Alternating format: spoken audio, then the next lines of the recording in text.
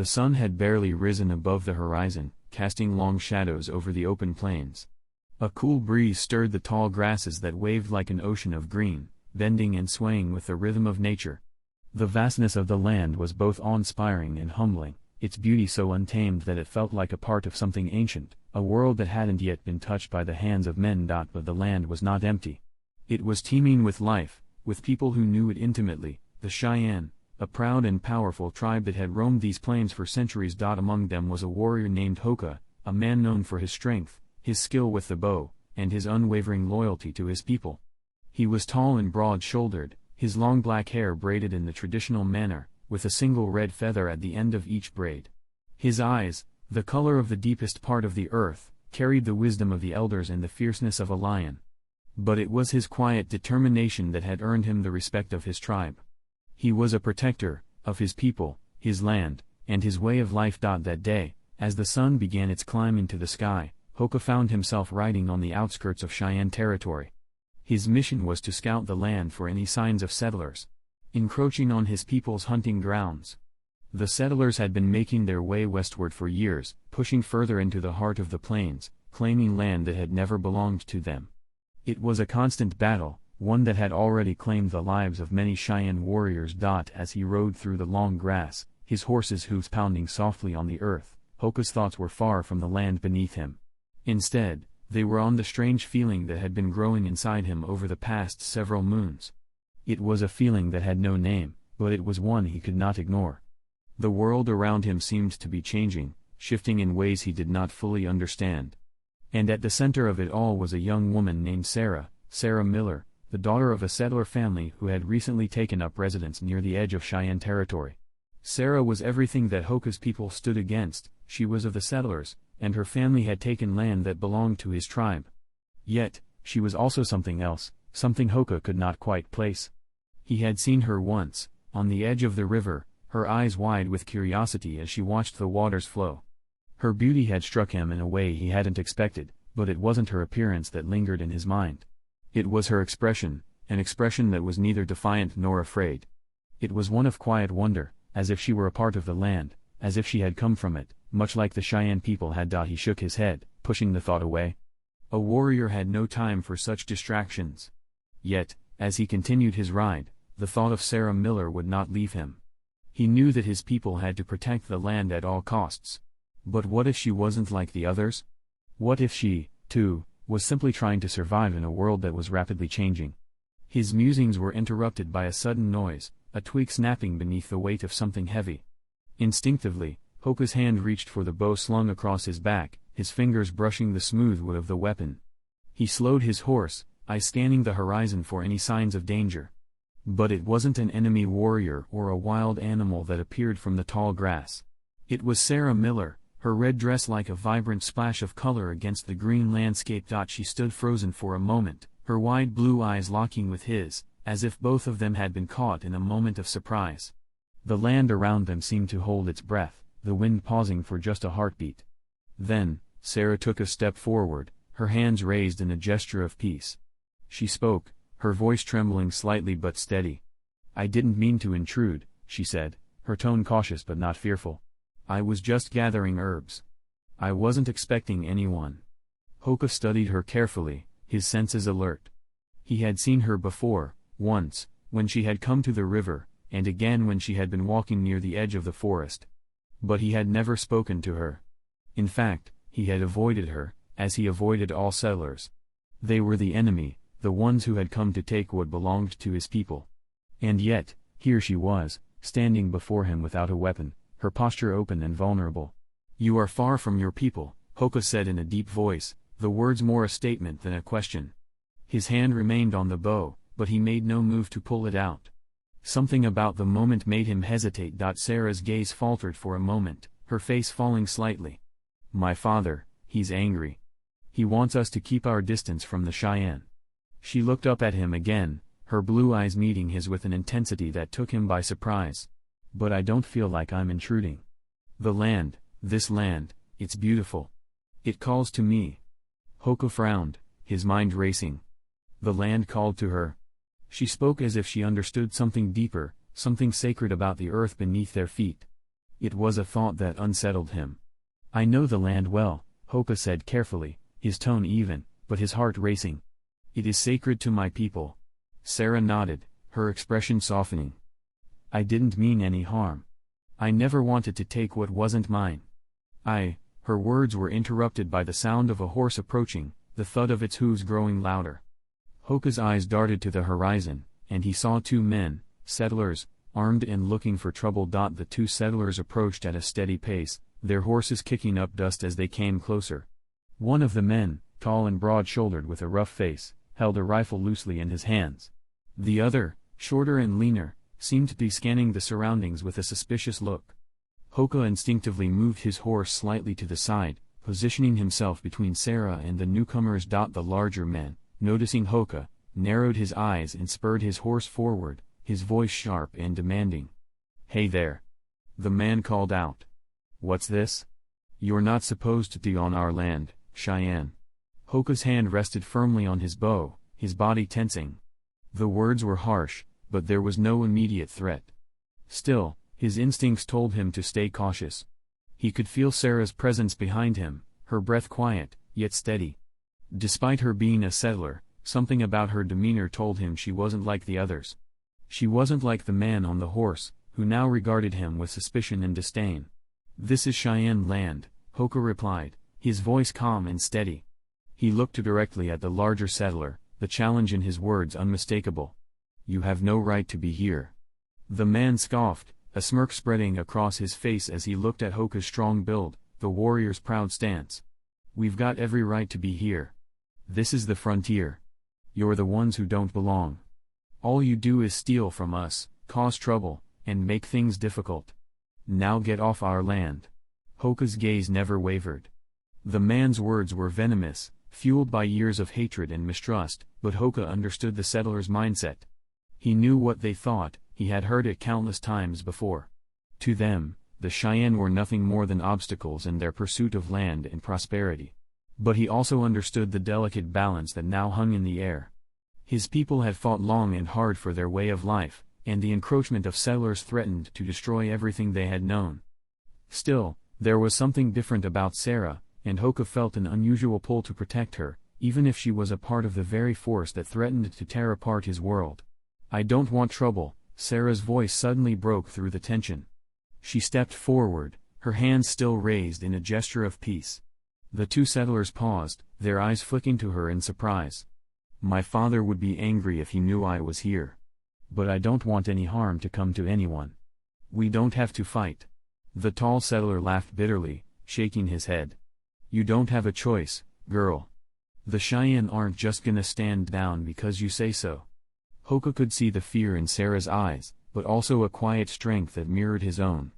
She had the courage to speak up, even when the situation seemed impossible. She wasn't like the other settlers, she wasn't blindly following her father's hatred. "I will not fight," Hoka said firmly, his eyes never leaving the settlers. He was a warrior, but he was also a man of honor. He would not strike unless forced to do so. "But you must leave. This is not your place." The two men exchanged a look, and for a moment, the air crackled with tension. The settler with the rifle hesitated, his finger twitching on the trigger. Hoka could see the hesitation in his stance, a small window of opportunity, one that Sarah might have noticed as well. Before things could escalate, Sarah took a deep breath and stepped closer, her voice soft but determined.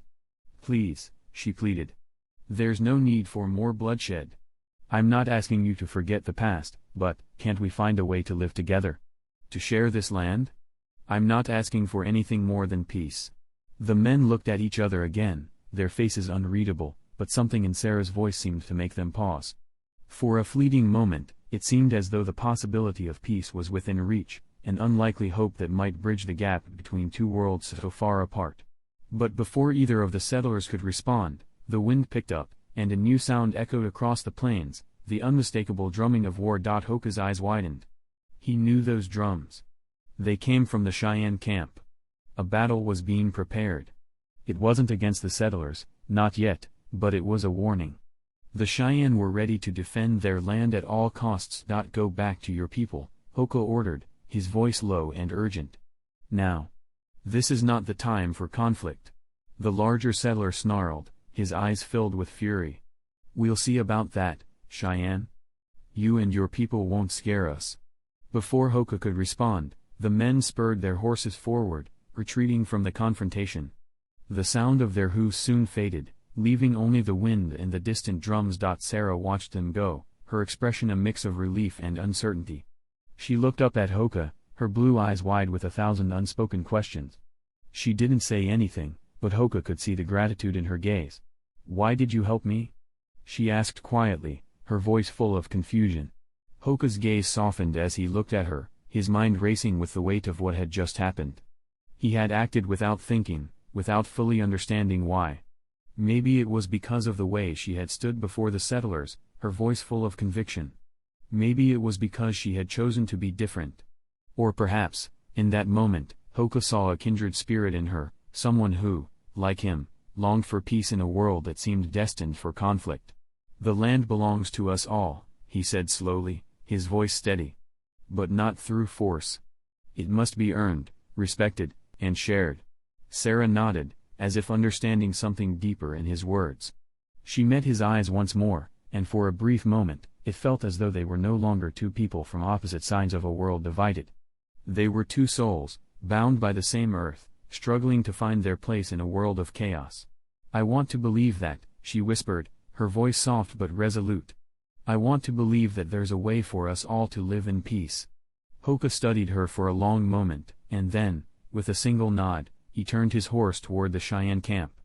There were battles ahead, but perhaps, just perhaps, there was a way for both of their worlds to coexist.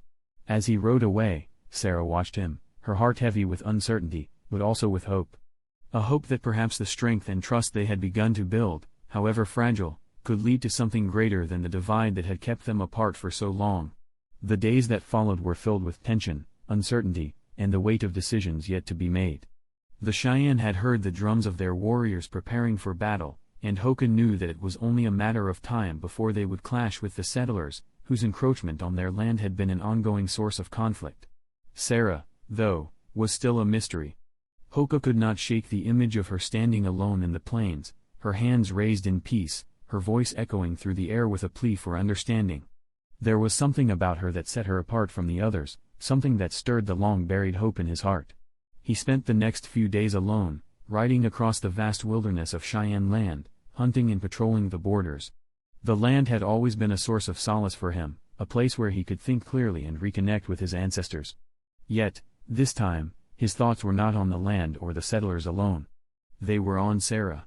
As the evening sun dipped low in the sky, casting an orange glow across the plains, Hoka returned to the Cheyenne camp. The fire crackled as the warriors gathered around, speaking in low tones of the days to come. The air was thick with the promise of battle, and Hoka could feel the tension building, each warrior preparing themselves mentally for the fight that would surely come. But as he dismounted his horse and walked toward the council fire, his mind was not on the battle plans. It was on the girl, Sarah Miller, and the strange, inexplicable connection he felt with her. Was it possible that she, too, shared his desire for peace? Could she be the bridge between two worlds on the verge of war? As he sat with the elders, listening to the wisdom of the tribe's leaders, Hoka found himself distracted. The decisions made in this moment would determine the fate of the Cheyenne people, and yet his heart pulled him in a different direction. It was a conflict he had never anticipated, one that weighed heavily on his soul. Just as the council meeting began to draw to a close, a rider approached the camp, his silhouette outlined by the dimming light. Hoka's sharp eyes immediately recognized the rider. It was Red Bear, a trusted warrior of the Cheyenne. Red Bear's face was grim as he dismounted, and the tribe's elders quickly rose to meet him. "What news, Red Bear?" Chief Standing Cloud asked, his voice grave. "The settlers. They are preparing to build a fort near the river," Red Bear said, his words tense. "They intend to stay. They are armed and have brought supplies. The war party is already gathering. They will not back down." Hoka's heart sank. He had hoped for a peaceful resolution, but the settlers had made it clear that they would not relent. This would be the final confrontation, the one that would decide everything. Standing Cloud turned his gaze toward Hoka. "What say you, Hoka? You are our strongest warrior. The time to strike may be upon us." Hoka stood, his gaze locked with the chief's. He was a warrior, he had sworn to protect his people, his land. But in that moment, his thoughts drifted back to Sarah. Could there be another way? Was it possible to avoid this bloodshed? The settlers are stubborn, Hoka said, his voice firm yet filled with inner conflict. But I have seen one of them, Sarah Miller. She does not wish for this war. She believes there is a way to live together. Perhaps we can find a way to end this without bloodshed. The council fell silent, the elders exchanging wary glances. Chief Standing Cloud spoke after a long pause. You have a vision, Hoka, but we cannot ignore the threat that the settlers pose. They are taking our land, and they are armed. It is only a matter of time before they turn on us, as they have done to others. Hoka nodded, understanding the chief's perspective. There was truth in his words. The settlers had already proven themselves dangerous, and their hunger for land seemed insatiable. Yet, a part of Hoka's heart refused to give up on the possibility of peace. I will speak to Sarah again, Hoka said, his decision clear. Perhaps she can help us find another path. I will ask her to speak with her people, to convince them to leave. Chief Standing Cloud's eyes softened. You are a brave warrior, Hoka. But be cautious. Trust is a rare thing between our people. Hoka nodded once more, his resolve strengthening. He knew what he had to do. As the night deepened and the stars glittered above the camp, Hoka mounted his horse and rode toward the settlers' encampment near the river. He had no guarantee that Sarah would be there, but he could not shake the feeling that she was his only hope for avoiding a full-scale war. It took him hours to reach the edge of the settlers' land, the moonlight casting long shadows over the rough trail. When he arrived, he was careful to remain hidden in the darkness, his heart racing. The campfires flickered in the distance, and the sound of men talking and laughing reached his ears. Then, he saw her. Sarah was standing by the river, her back to him, her red dress swaying gently in the breeze. Her long hair was pulled back, and she appeared deep in thought, her gaze fixed on the flowing water. Hoka hesitated, his heart pounding in his chest. There was so much at stake.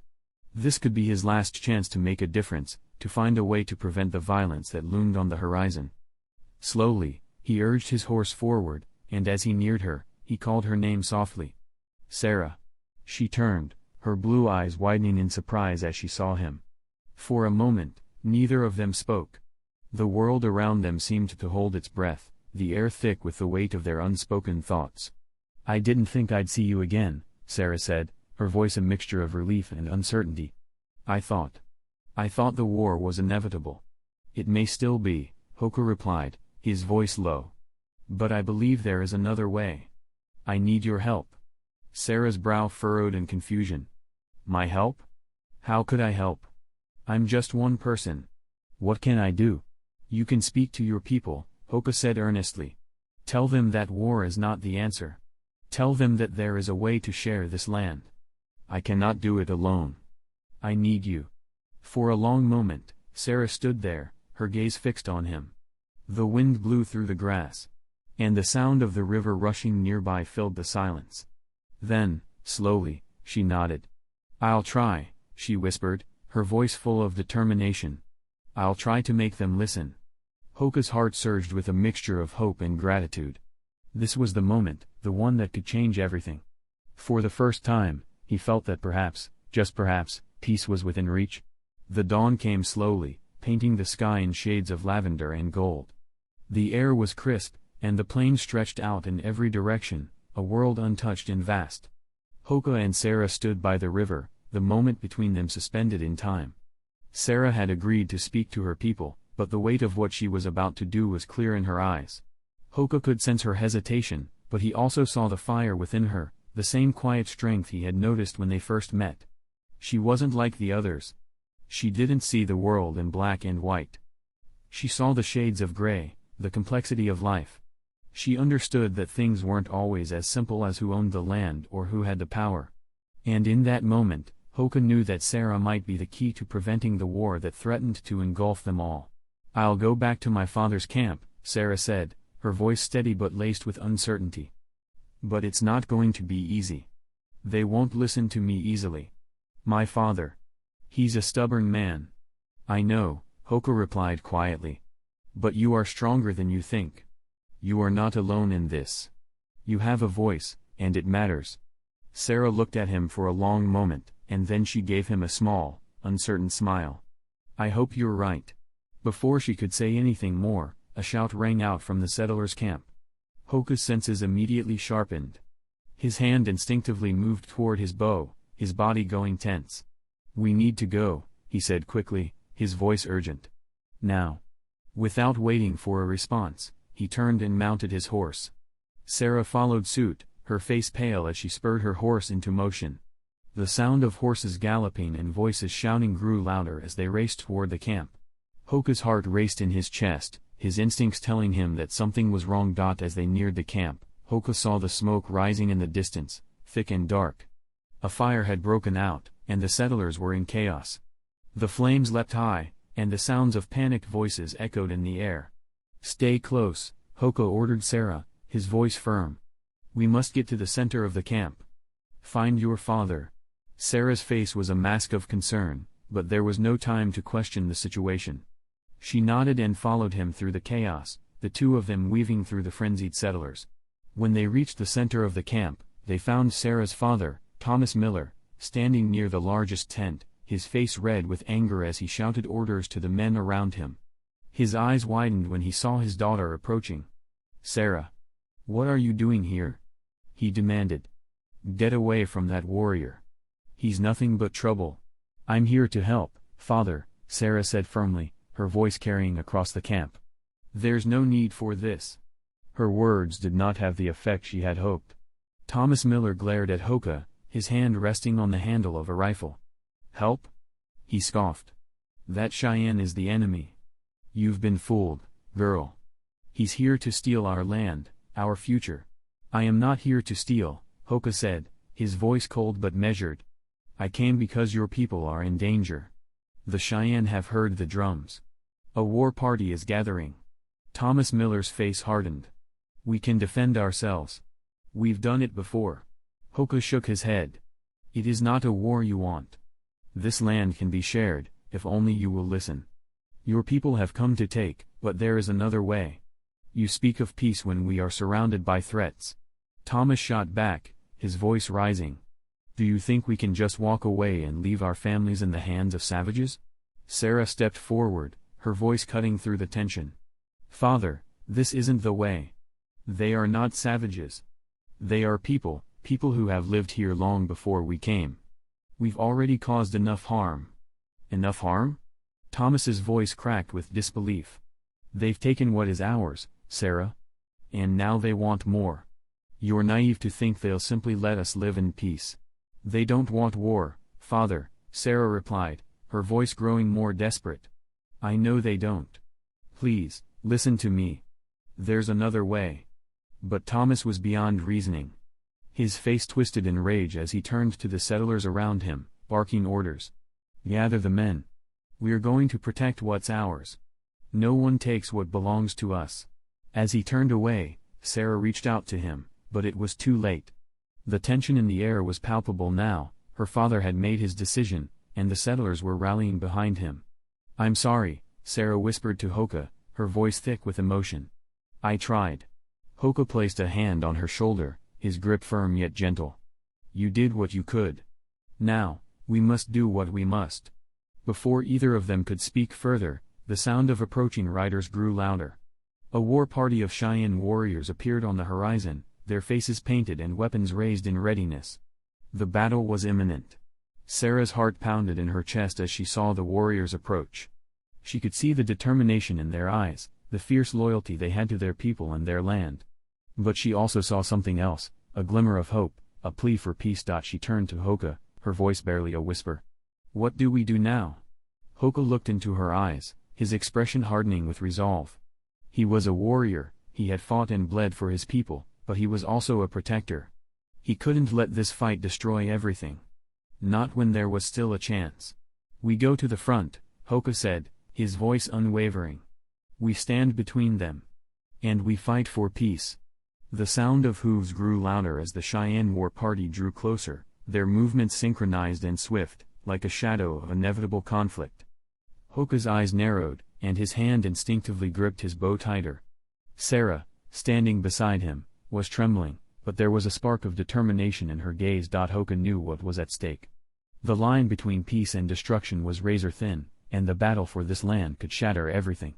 He had to do something to stop it, but time was running out. The war party halted just outside the settler camp, their faces painted for battle, their weapons held high, a symbol of both defiance and loyalty. They were ready to charge, to defend their people, their land. The tension in the air was thick, and the cries of battle seemed inevitable. Hoka turned to Sarah, his voice calm but resolute. "Stay behind me. I will speak to them." Sarah looked at him, her eyes wide with fear. "But Hoka, they won't listen. They're going to fight." "I will try," Hoka said, his voice a quiet promise. "But we cannot let blood be spilled if there is still hope." He took a deep breath and rode forward, his heart heavy with the burden of what he had to do. As he approached the front lines of the war party, the warriors around him noticed his presence.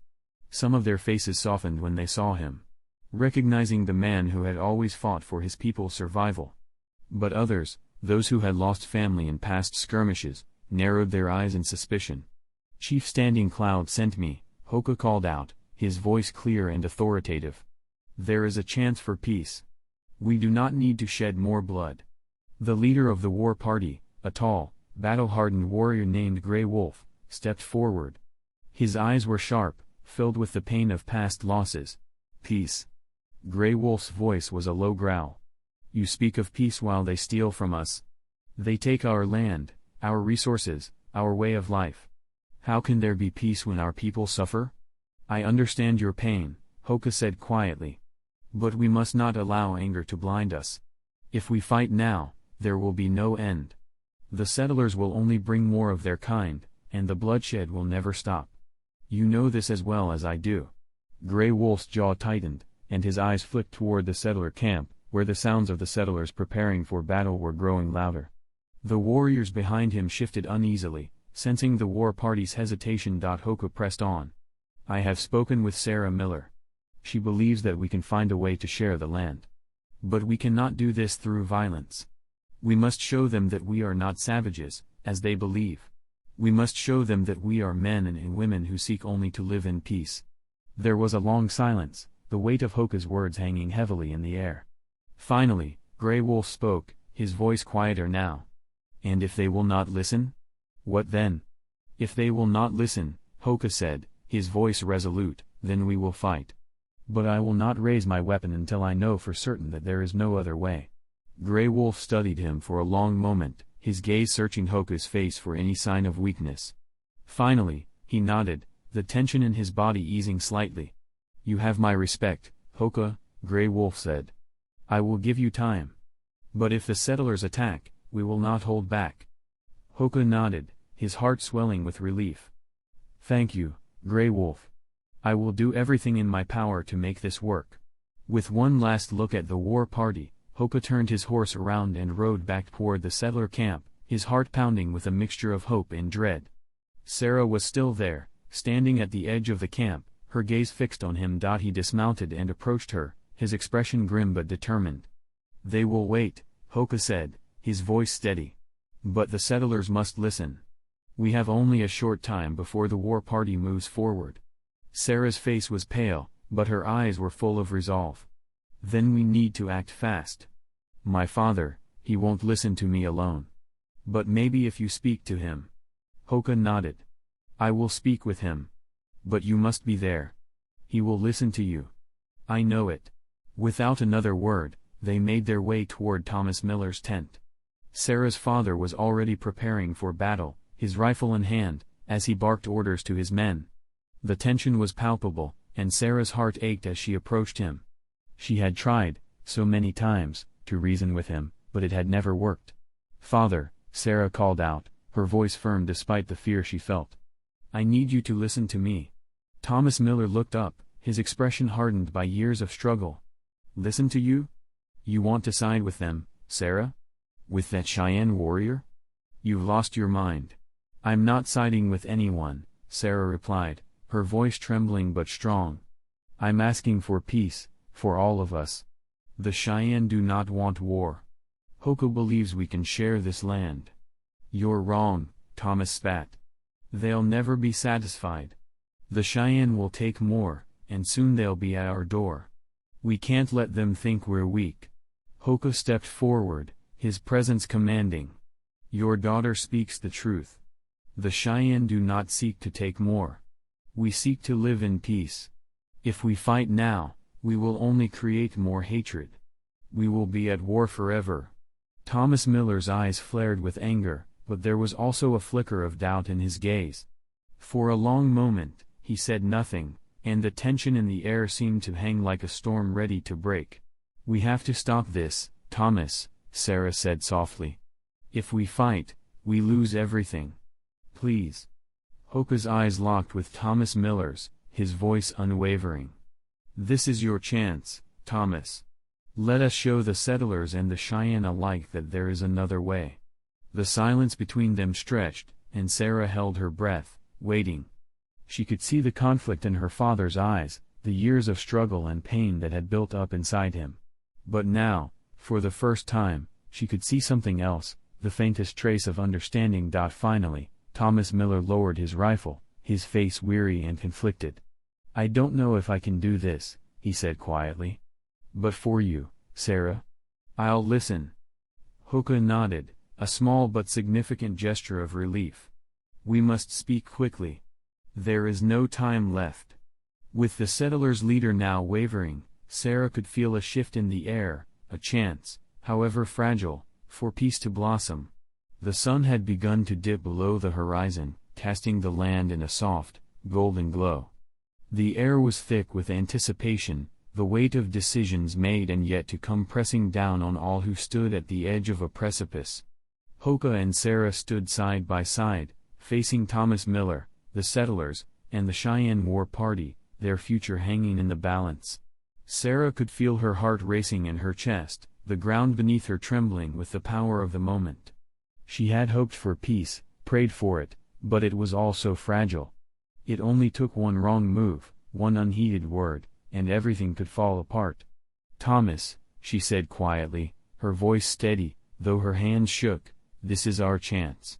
We can stop the war before it starts. But it won't happen if we don't trust each other. If we don't stand together. Her father's gaze was fixed on the ground, his jaw tight.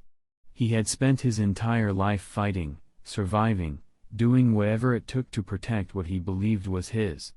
The idea of trusting the Cheyenne, of even considering the possibility of peace, was alien to him. I don't know if I can do this, Sarah, he muttered, his voice heavy with years of hardship. I've seen too much. They've taken too much. I know, Sarah said softly, her eyes filled with understanding. But fighting won't bring back what's lost. It will only take more from us. Hoka stepped forward then, his presence commanding. We are not your enemies, Thomas.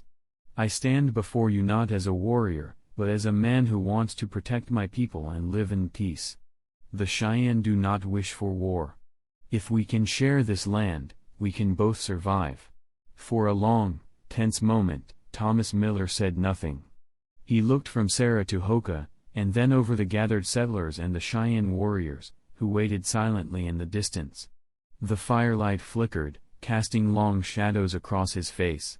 There was fear in his eyes, fear of losing everything, fear of being wrong. Finally, after what felt like an eternity, Thomas spoke, his voice quieter now, filled with reluctant resolve. All right, he said. I'll listen. I'll meet with the Cheyenne. But if they show us no mercy, if they try to take what's ours, we will fight, Hoka said simply, his tone steady but filled with determination. But I will not raise my weapon until I know that there is no other way. Thomas nodded slowly, his shoulders sagging as if the weight of the decision had finally hit him. You have my word, Hoka. We'll meet you halfway. With that, the tension that had gripped the air seemed to dissipate, though the threat of violence still lingered. Sarah turned to Hoka, her eyes filled with gratitude and something else, something deeper. She had done it. She had convinced her father to listen. Together, they walked toward the center of the settler camp, where a small gathering was taking place. The settlers, led by Thomas, formed a circle, their faces wary but curious. The Cheyenne warriors had assembled nearby, their eyes watching closely. In the middle stood Chief Standing Cloud and Grey Wolf, both of whom nodded in acknowledgement as Sarah and Hoka approached. "Let us speak," Chief Standing Cloud said, his voice firm but calm. "Words can do what weapons cannot." The settlers and Cheyenne warriors stood in uneasy silence as Sarah and Hoka took their places at the front. Sarah glanced at her father, who stood behind her, his arms crossed but his eyes alert. She could feel the weight of the moment, the power of what they were about to attempt. Hoka stepped forward first, his voice clear and strong. "We stand here today not as enemies, but as neighbors. We seek not to take from one another, but to share the land that has been given to us all. There is enough for both of us, if we can find the strength to trust." Chief Standing Cloud nodded in agreement, his gaze steady. "The land has been our home for generations. We have fought to protect it, but we also know the value of peace. We are willing to listen, to work together."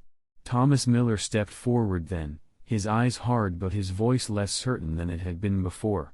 "We have fought for this land, too. My people came here to build, to survive. But I see now that we cannot build on blood. We cannot keep taking from the earth without giving something back." There was a murmur of agreement from the settlers, but the tension remained thick in the air. Sarah stepped forward, her voice calm but filled with emotion. "We all want to survive. We all want to protect what's ours. But if we fight, we will all lose. The land will be scarred, our families will be broken. Please, let us find a way to live together." The silence stretched, and for a moment, Sarah wondered if her words had fallen on deaf ears. But then Chief Standing Cloud spoke again, his voice carrying the weight of centuries of wisdom. "We will not ask you to give up what you have fought for," he said. "But we ask that you give us the chance to live as we have lived, without fear, without bloodshed. Let us speak, let us share, and if peace is not possible, then we will return to our ways." Thomas Miller looked at Sarah, his eyes filled with something she hadn't seen before, understanding, perhaps even respect.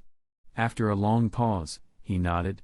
"All right," he said, his voice quieter now, filled with the weariness of years of struggle. "We will talk. We will try.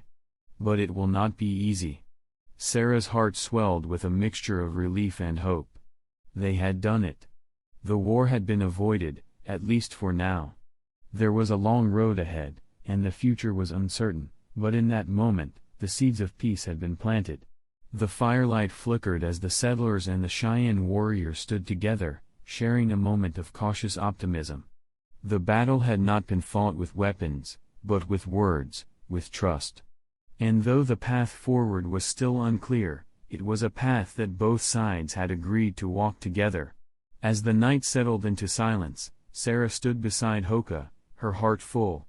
They had faced the impossible, and together, they had found a way forward.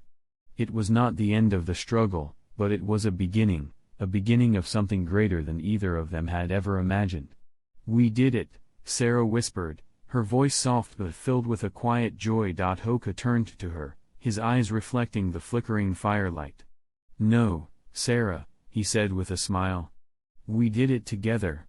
And for the first time, Sarah allowed herself to believe that peace was possible. Not just for her and Hoka, but for all of them. The vast void of space stretched endlessly before the human fleet as it emerged from hyperspace, a shimmering line of gleaming ships cutting through the darkness. Aboard the flagship Valiant, Captain Alara Holt surveyed the scene with a mixture of anticipation and grim determination. She knew that they were on the precipice of a historic moment. The war had raged for years, with humanity's forces struggling to keep the alien invasion at bay. Now, their enemies, an unrelenting, highly advanced alien species known as the Zerath, had made their boldest strike yet, an assault on a critical human colony world, one whose fall would cripple humanity's resolve and supply lines. But what the Zerath had not counted on was the arrival of the Valiant and its fleet. Holt's hand rested lightly on the command console as she gave the signal for the fleet to proceed. The Valiant, a colossal warship, was the flagship of the largest armada ever assembled by humanity. It was a symbol of technological innovation, a testament to human ingenuity and resilience. Behind it, A diverse collection of vessels, destroyers, cruisers, and frigates, formed a formidable formation. Each ship had been built with the singular purpose of ending the Zarath threat once and for all. The Zarath were a relentless enemy. Their advanced technology, both in terms of weaponry and strategy, had wreaked havoc on human forces for years. Despite their overwhelming technological superiority, the Zarath had underestimated one thing: humanity's unyielding will to survive. The humans had learned from their failures, adapting and evolving with each battle, developing strategies to counter the Zarath's technological advantages. And now, they had the fleet to back it up. "Captain, we're detecting enemy formations ahead," reported Lieutenant Yoron, Holt's second in command. His voice was steady, but the tension in his eyes was evident. "Lock in coordinates. Prepare all weapons." "This is the moment we've been waiting for," Holt replied, her voice calm yet resolute. As the fleet moved forward, the Zarath armada came into view. They were massive, their ships resembling sleek, darkened monoliths that seemed to consume the light around them. The Zarath ships were formidable, designed for swift strikes and overwhelming firepower. They were technologically superior in many ways, but the human fleet had something they lacked: coordination, adaptability, and unity of purpose. The Zarath ships immediately began to fire their weapons, energy blasts and missiles streaking across the void toward the human fleet. But the humans were ready. The Valiant's shields flared to life, absorbing the incoming fire as the fleet responded with deadly precision. The first wave of Zarath ships exploded in a blinding flash of light, their shields unable to withstand the concentrated fire of the human fleet. "We have the advantage. Continue the assault," Captain Holt commanded, her eyes fixed on the battlefield. The human fleet surged forward, coordinated and relentless. Each ship had a role to play, whether it was providing long-range artillery support or engaging the enemy up close in brutal dogfights. The Zarath, taken by surprise at the sheer force and coordination of the human response, attempted to regroup. They tried to form new tactical formations, their ships darting and weaving through space in an effort to outmaneuver the human ships. But it was too late. The humans were already one step ahead, anticipating the Zarath's every move. The Valiant unleashed a devastating barrage of missiles, each one tracking its target with pinpoint accuracy. Zarath ships were torn apart by the explosion, their hulls rupturing in a cascade of sparks and fire.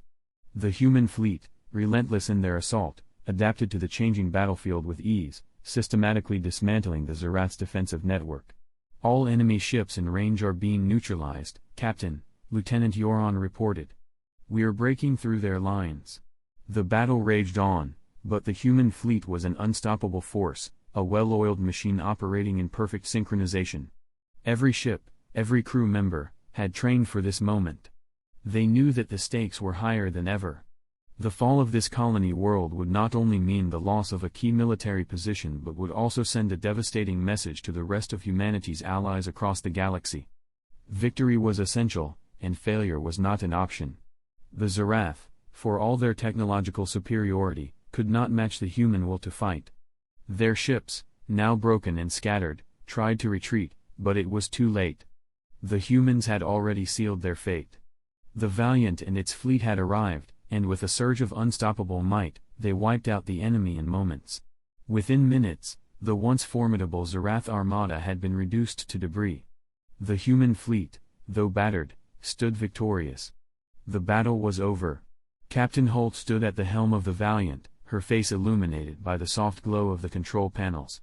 She felt a sense of satisfaction, but it was tempered by the realization that the war was far from over. This was but one battle in a much larger conflict, and the Zarath would not give up easily. But for now, they had achieved what many had thought impossible: they had struck back, decisively, and they had won.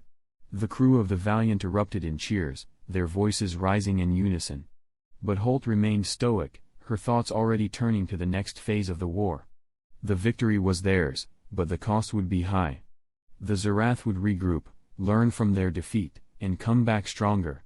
Humanity's resolve would be tested again. But for this moment, they had proven that even in the face of overwhelming odds, they could fight, and win. "Send the word to command," Holt ordered, her voice steady. "The human fleet has arrived. And we've delivered a message: no matter how advanced they are, they cannot break us. As the Valiant and the fleet began their journey back to the heart of human space, the stars stretched out before them, silent witnesses to the triumph of human will over alien aggression. The battle was over, but the war was far from won. Yet, for the first time in years, there was a glimmer of hope that humanity could not only survive, but ultimately prevail. And somewhere, in the far reaches of space, the Zerath learned a lesson they would not soon forget. Humanity's fleet had arrived, and when it did, the tide of war shifted forever. The vast void of space stretched endlessly before the human fleet as it emerged from hyperspace, a shimmering line of gleaming ships cutting through the darkness. Aboard the flagship Valiant, Captain Alara Holt surveyed the scene with a mixture of anticipation and grim determination. She knew that they were on the precipice of a historic moment. The war had raged for years, with humanity's forces struggling to keep the alien invasion at bay. Now, their enemies, an unrelenting, highly advanced alien species known as the Zerath, had made their boldest strike yet, an assault on a critical human colony world, one whose fall would cripple humanity's resolve and supply lines. But what the Zerath had not counted on was the arrival of the Valiant and its fleet. Holt's hand rested lightly on the command console as she gave the signal for the fleet to proceed. The Valiant, a colossal warship, was the flagship of the largest armada ever assembled by humanity. It was a symbol of technological innovation, a testament to human ingenuity and resilience. Behind it, a diverse collection of vessels, destroyers, cruisers, and frigates, formed a formidable formation. Each ship had been built with the singular purpose of ending the Zerath threat once and for all. The Zerath were a relentless enemy. Their advanced technology, both in terms of weaponry and strategy, had wreaked havoc on human forces for years. Despite their overwhelming technological superiority, the Zerath had underestimated one thing: humanity's unyielding will to survive. The humans had learned from their failures, adapting and evolving with each battle, developing strategies to counter the Zerath's technological advantages. And now, they had the fleet to back it up. "Captain, we're detecting enemy formations ahead," reported Lieutenant Yoron, Holt's second in command. His voice was steady, but the tension in his eyes was evident. "Lock in coordinates. Prepare all weapons." "This is the moment we've been waiting for," Holt replied, her voice calm yet resolute. As the fleet moved forward, the Zerath armada came into view. They were massive, their ships resembling sleek, darkened monoliths that seemed to consume the light around them. The Zerath ships were formidable, designed for swift strikes and overwhelming firepower.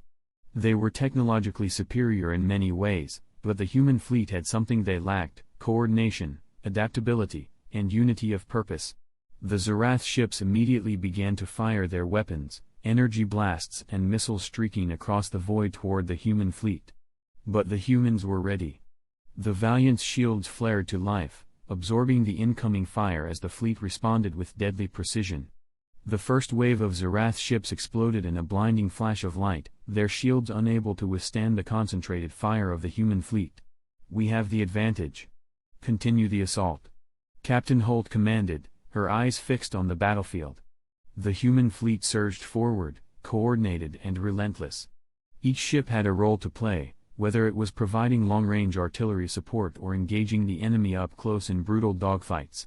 The Zerath, taken by surprise at the sheer force and coordination of the human response, attempted to regroup. They tried to form new tactical formations, their ships darting and weaving through space in an effort to outmaneuver the human ships. But it was too late. The humans were already one step ahead, anticipating the Zerath's every move. The Valiant unleashed a devastating barrage of missiles, each one tracking its target with pinpoint accuracy. Zerath ships were torn apart by the explosion, their hulls rupturing in a cascade of sparks and fire. The human fleet, relentless in their assault, adapted to the changing battlefield with ease, systematically dismantling the Zerath's defensive network. "All enemy ships in range are being neutralized, Captain," Lieutenant Yoron reported. "We're breaking through their lines." The battle raged on, but the human fleet was an unstoppable force, a well-oiled machine operating in perfect synchronization. Every ship, every crew member, had trained for this moment. They knew that the stakes were higher than ever. The fall of this colony world would not only mean the loss of a key military position but would also send a devastating message to the rest of humanity's allies across the galaxy. Victory was essential, and failure was not an option.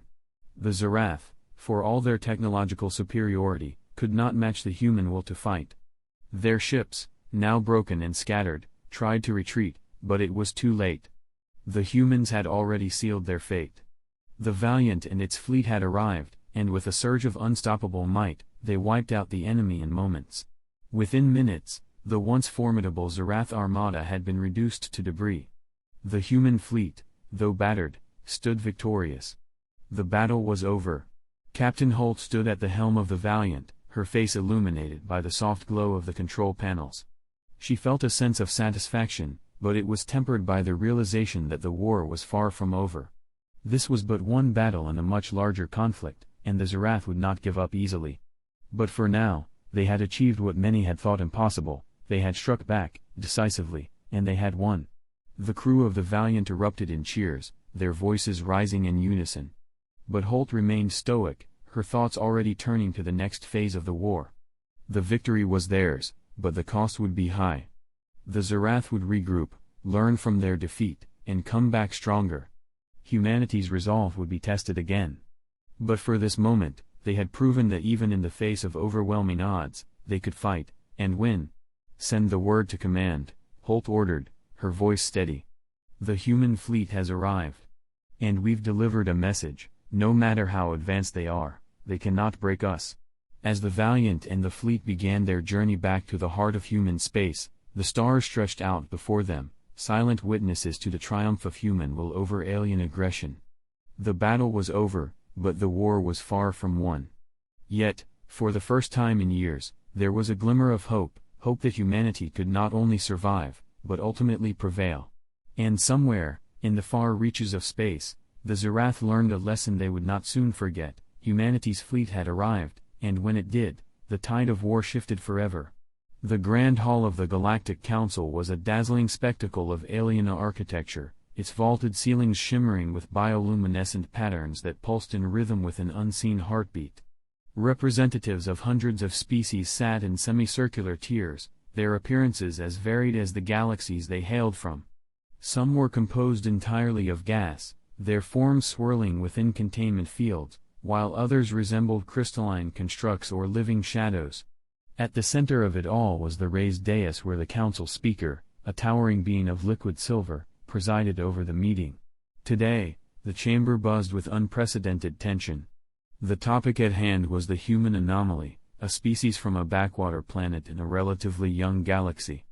Despite their limited technological advancement and lack of psychic abilities, humans had defied one of the most sacred assumptions of the galaxy's most powerful civilizations, the universal effectiveness of directed bioenergetic weapons. The incident that brought this anomaly to light had occurred just a month prior. The Tralnax Dominion, a militaristic empire known for its ruthless efficiency and technological superiority, had launched an unprovoked attack on a human research outpost near the edge of the Milky Way. Confident in their arsenal, they unleashed their standard bioenergetic disruptors, highly advanced weapons designed to dismantle organic life at a molecular level. For eons, these weapons had rendered entire planets defenseless, reducing biological beings to inert matter in seconds. Yet, against the humans, they failed spectacularly. On the monitor screens scattered around the hall, a recording of the event played. The Tralnax soldiers, clad in iridescent armor, advanced on the outpost, their disruptors glowing with a menacing blue light. When fired, the weapons released their signature pulses, enveloping the humans in shimmering fields of energy. But instead of collapsing into lifeless heaps, the humans stood unscathed. In some cases, they even laughed, mistaking the attack for an advanced fireworks display. The recording cut to the aftermath, the bewildered Tralnax retreating under a hail of bullets, primitive but devastating projectiles by galactic standards. The humans, barely equipped for combat, had driven off one of the galaxy's most feared armies using sheer audacity and an apparent immunity to the weaponry that had dominated interstellar conflicts for millennia. The speaker's voice, a harmonious blend of multiple frequencies, filled the chamber. "We are gathered here to discuss an issue of grave importance, the unprecedented immunity of humans to bioenergetic disruptors. Representative Al-Azhar of the Traunax Dominion, the floor is yours. A Traunax delegate, her crystalline exoskeleton refracting light like a kaleidoscope, rose to address the assembly. Esteemed Council, this defiance of natural law cannot be ignored. The disruptors are calibrated to target all known organic and semi-organic life forms. For a species to resist them suggests either a profound evolutionary anomaly or a technological secret we must uncover. This immunity threatens the balance of power in the galaxy. Murmurs rippled through the assembly. Many species relied on bioenergetic weapons as the backbone of their military might. The possibility of humans sharing their immunity, or worse, reverse engineering the technology, was a chilling prospect. The human representative, Dr. Elena Markov, rose to speak next. She was a diminutive figure compared to the towering alien delegates, but her presence commanded attention. Members of the Council, she began, her voice steady, I assure you, humanity's so-called immunity is not the result of some nefarious plan. We were as surprised as anyone to discover that your weapons had no effect on us. However, I believe the answer lies in our biology and history. The chamber fell silent as she continued. Humans have evolved on a planet teeming with microorganisms, viruses, and hostile environments. Our immune systems are among the most adaptive in the known universe. Over centuries, we've faced plagues, radiation, and chemical warfare. It's possible that our cellular structure or genetic makeup renders us impervious to the specific frequencies and mechanisms of your disruptors. But that doesn't explain the laughter, interjected a gelatinous delegate from the Zyxon consortium, whose form wobbled with agitation. Your people showed no fear. Were they mocking us? Dr. Markov hesitated before replying. Humor is an intrinsic part of human culture. In situations of extreme stress or confusion, laughter can be a reflexive response. It was not meant as an insult, though I understand how it could be perceived that way. The speaker's liquid silver form rippled, a sign of contemplation. If what you say is true, then humanity's immunity may indeed be a natural phenomenon. However, the implications are vast. Should your species be weaponized, the balance of this council and the peace of the galaxy could be at risk. Elena's jaw tightened. Weaponized? Humanity has no desire to dominate or disrupt the galactic order. Our history is fraught with conflict, yes, but we have learned, painfully, that survival depends on cooperation, not conquest. If anything, our immunity to your weapons should be seen as an opportunity for dialogue, not division. Her words were met with a mixture of skepticism and intrigue.